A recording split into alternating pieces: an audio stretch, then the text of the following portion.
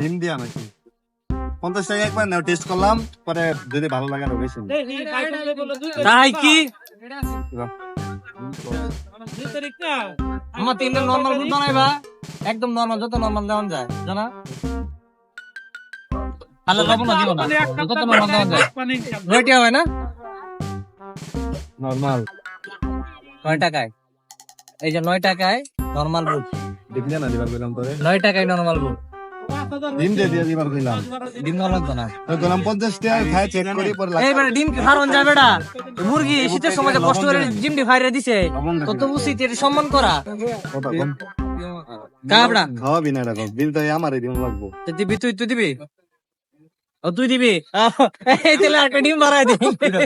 একটা ডিম বাড়াই एक फ्रेंड कमी ना होता है बोले तो हर एक फ्रेंड कमी